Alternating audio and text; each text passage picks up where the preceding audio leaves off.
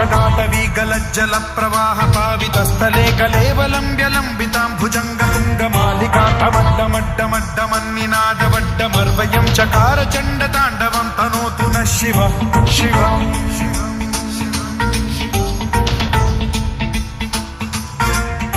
जटाकटाह सम्भ्रम भ्रमन्निलिम्ब निर्झरी विलोल वीचि वल्लरी विराजमान मूर्धनि धगद्धगद्धगज्ज्वलल्ललाट पट्टपावके किशोर चन्द्रशेखरे रति प्रतिक्षणं मम।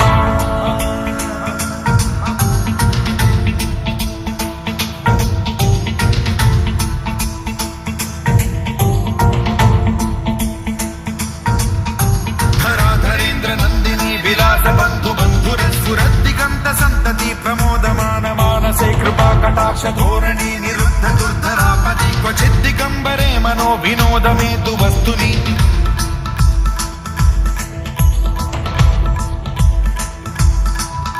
जटाभुजंग पिंगल स्फुरत् प्रणामणि प्रभा कदम्ब कुङ्कुमद्रव प्रलिप्त दिग्वधूमुखे मदान्ध सिन्धुर स्फुरत्वगुत्तरीय मेधुरे मनो विनोदमद्भुतं बिभर्तु भूत भर्तरि।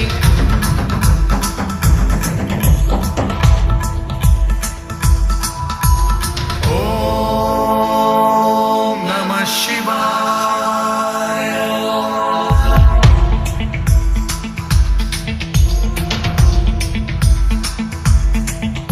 सदा शिवं भजाम्यहं सदा शिवं भजाम्यहम्। ओम नमः शिवाय।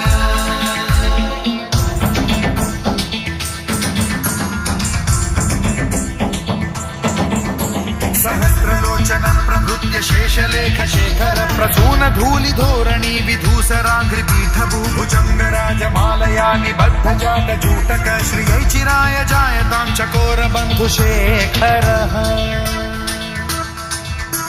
ललाट चत्वरज्ज्वल धनञ्जय स्फुलिङ्गभानि पीत पञ्चसायकं नमन्निलिम्पनायकं सुधामयूखलेखया विराजमान शेखरं महाकपालि सम्पदे शिरोजटालमस्तु नः।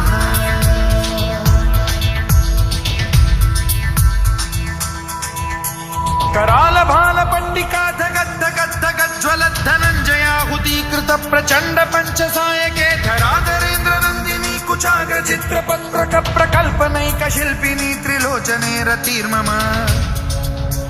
नवीन मेघमण्डली निरुद्ध दुर्धर स्फुर कुहूनि शीथिनी तमः प्रबन्ध बद्ध कन्धरः निलिम्प निर्झरीधरस्तनोतु कृत्ति सिन्धुरः कलानिधान बन्धुरः श्रियं जगद्धुरन्धरः।